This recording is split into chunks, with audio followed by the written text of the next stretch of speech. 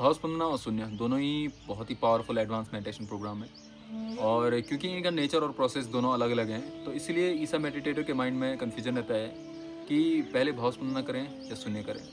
मेरे माइंड में भी ये क्वेश्चन था और मैंने पहले भावस्पंदना करना चूज़ किया।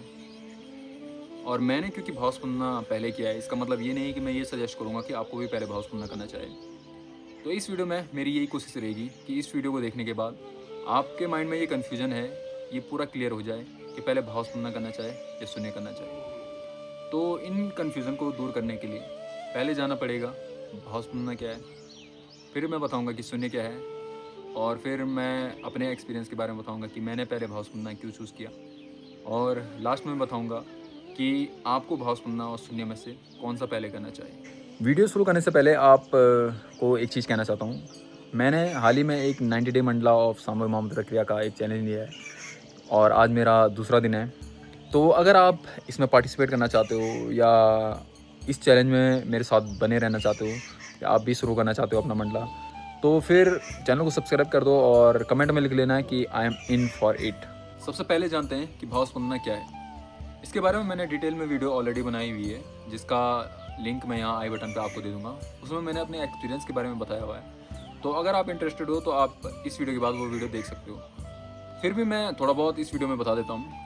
भावस्पंदना सदगुरु जी द्वारा बनाया गया एक एडवांस मेडिटेशन प्रोग्राम है, जो कि 4 दिन और 3 रात का है, रेजिडेंशियल प्रोग्राम है। ये ईसा योगा सेंटर कोयम्बटूर में कराया जाता है और ये फुल्ली एक एक्सपीरियंस बेस्ड प्रोग्राम है। इसमें कोई भी आपको नई प्रैक्टिस नहीं सिखाई जाती है।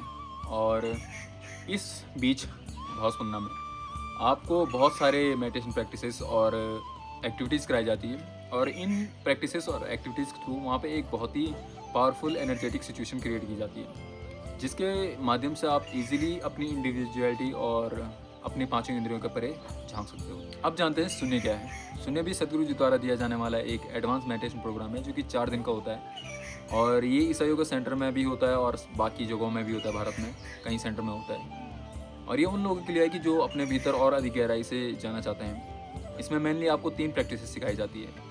पहला तो एक हड्डियों का प्रैक्टिस सिखाई जाती है, जो कि है सूर्य शक्ति। दूसरा आपको शक्ति चलन की क्रिया सिखाई जाती है, जो कि शरीर में शक्ति और या प्राण या जीवनी ऊर्जा के प्रभाव को बढ़ाता है। थर्ड आपको सिखाया जाता है शून्य इटसेल्फ, और इसमें आप सचेत मन से कुछ नहीं करते हो। हाँ, सुनने में थोड़ा अजीब लगता है, पर सदगुरु जी इसके बारे में बहुत कुछ बताते हैं। तो अगर आप शून्य के बारे में और अधिक जानना चाहते हो तो आप सदगुरु एक्सक्लूसिव पे एक प्लेलिस्ट पड़ी है या बनी हुई है, जिसका नाम है शून्य और समाधि। तो आप उसको देख सकते हो, आपको काफ़ी चीज़ें क्लियर हो जाएंगी शून्य के बारे में। अब जानते हैं कि मैंने पहले भावस्पंदना क्यों किया। इसका जवाब बहुत ही सिंपल है। इसके मेनली 3 कारण हैं। एक, मैं कोई भी नई मेडिटेशन प्रैक्टिस नहीं सीखना चाहता, मुझे बस एक एक्सपीरियंस चाहिए था। दूसरा, मैं मेडिटेशन प्रैक्टिसेस की दुकान नहीं खोलना चाहता था, क्योंकि मुझसे पहले संभव ही ठीक से नहीं हो पा रही थी। तो फिर नई शून्य करना या नई प्रैक्टिसेस सीखना एक अच्छी चॉइस नहीं थी। और ऊपर से सदगुरु जी कहते हैं कि अगर आप शून्य में दीक्षा लेते हो तो शून्य की दीक्षा इस तरीके की है कि दीक्षा पाने के बाद अगर आपने शून्य की प्रैक्टिस छोड़ दी या 1-2 दिन छोड़ दी या 1 दिन भी छोड़ दी, तो हो सकता है कि आप इसको खो दो या आपसे ये चली जाए। तो ना मैं उतना डेडिकेटेड था, ना मैं उतना डिटर्मिनेंट था, तो इसीलिए मैंने भावस्पंदना करना पहले चूज़ किया। और तीसरा कारण है कि मुझे मेरी लिमिटेशन पता है।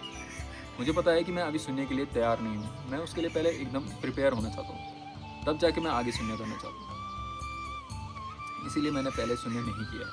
अब आते हैं लास्ट, फाइनल और इस वीडियो के मेन टॉपिक या मेन क्वेश्चन पे, कि आपको भावस्पंदना और सुनने में से पहले कौन सा करना चाहिए। तो ये जानने से पहले आप पहले एक बार अकेले में बैठें और खुद से ये क्वेश्चन कीजिए। पहला, कि क्या आप रेगुलरली संभवी कर रहे हो। दूसरा, क्या आप अपने अंदर स्टेबल फील कर रहे हो। तीसरा, क्या आपके अंदर और जानने की इच्छा है। चौथा, अगर आपको कुछ एक्सपीरियंस नहीं होता है तो क्या आप फिर भी ये प्रैक्टिस करने के लिए तैयार हो। और पांचवा ये है कि क्या अब आपकी प्रायोरिटी आपकी स्पिरिचुअल ग्रोथ है। तो अगर इन सब क्वेश्चन का आंसर आपका हाँ है तो गो फॉर शून्य, पर अगर ना है पर फिर भी आप जानना चाहते हो, या आप कोई एक्सपीरियंस चाहते हो, या फिर बहुत पहले आप रेगुलरली अपनी प्रैक्टिसेस करते हो पर अब आप सांसारिक चीज़ों में पड़ के उनसे थोड़ा दूर हो रहे हो, या फिर आप बहुत सीरियस हो चुके हो और मतलब लगभग लगभग पत्थर जैसे बन चुके हो, या फिर आप हर चीज़ के लिए बहुत कंफ्यूज रहते हो, तो फिर आपको भाव स्पंदन पहले करना चाहिए। तो इन सब को अगर मैं शॉर्ट में कहूँ, तो अगर आप एक उत्साह, उमंग और प्रेम से भरा हुआ एक एक्सपीरियंस चाहते हो, पर कोई एक नई मेडिटेशन प्रैक्टिस नहीं चाहते हो, तो गो फॉर भाव स्पंदन। और अगर आपको एक्सपीरियंस से उतना लेना देना नहीं है और आप बस you just want to dig deeper into yourself, then go for शून्य। तो ये है पूरी इस वीडियो का सार। तो अगर आपको वीडियो इन्फॉर्मेटिव लगी हो तो वीडियो को लाइक कर देना। चैनल पे नए हो या इसी टाइप की वीडियो चाहिए है तो वीडियो को चैनल को सब्सक्राइब कर देना। So that's it in this video, see you in the next one.